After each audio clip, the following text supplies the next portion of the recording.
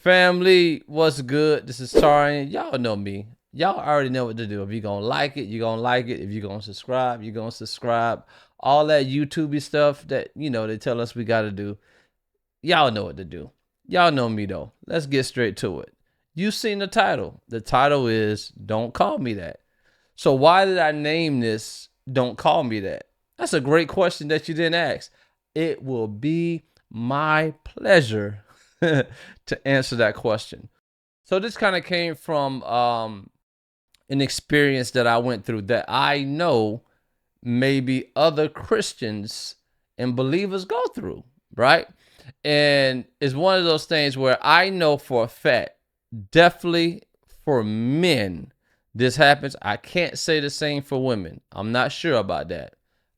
But I do know as a man, once a man starts outwardly living out his faith, start publicly living out his belief, within his job, within the community, the thing that I've noticed and that I've experienced is oftentimes we get titles, we get labels that we never asked for, right?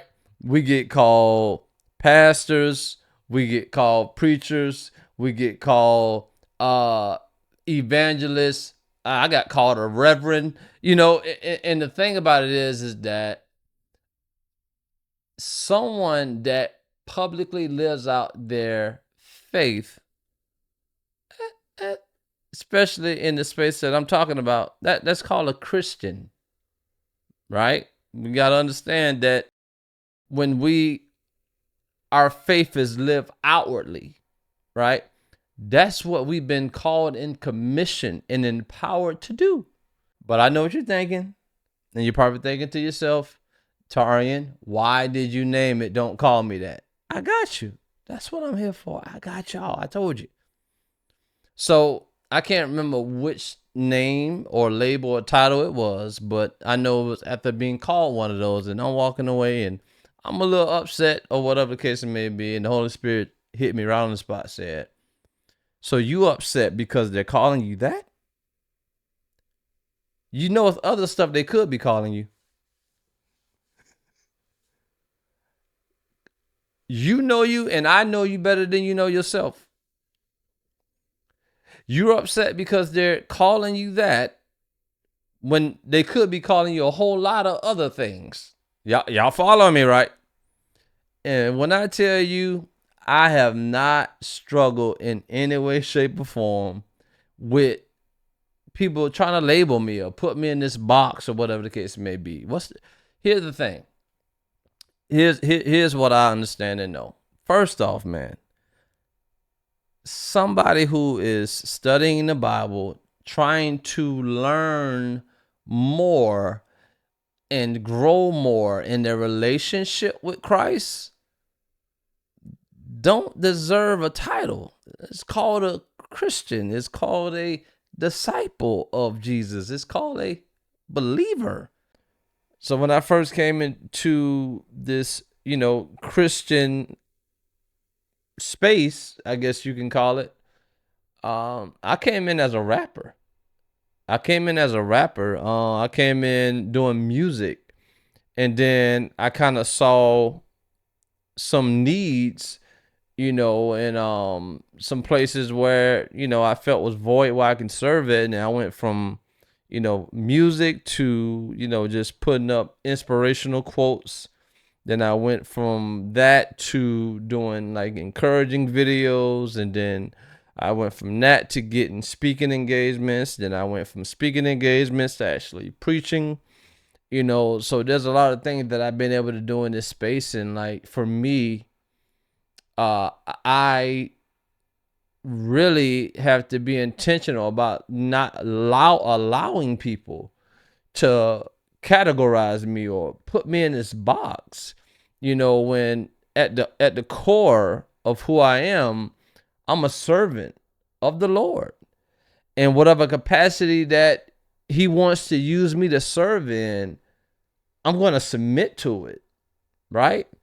Like the same guy that is on this, in front of this microphone giving you encouragement, you can go tell me to direct traffic at church service, and I'm gonna do. You could tell me to go clean the bathroom up in the church, I'll go do it. I'm a servant, and I just been graced with gifts and ability, and I've been able to develop skills that can contribute to the upbuilding of God's kingdom, man. And I have a heart for people like myself who they try to put in a box, who they try to categorize and label, because the truth of the matter is that, man, we should all be looking to grow and develop and mature in the faith.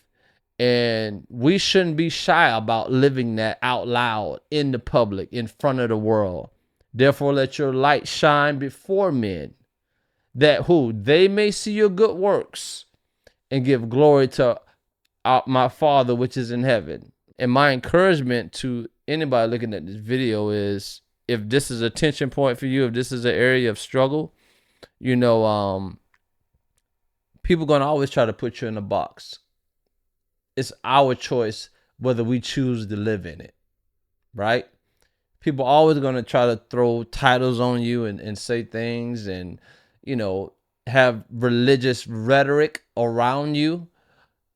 But we got to be confident in who we are. And we have to stand in the identity, the truth of who God has made us to be. And your walk may look different than the next person's walk, right?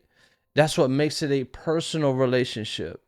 And I just want all of us to embrace the uniqueness of how God has wired us, right? How God has given us unique temperaments, right?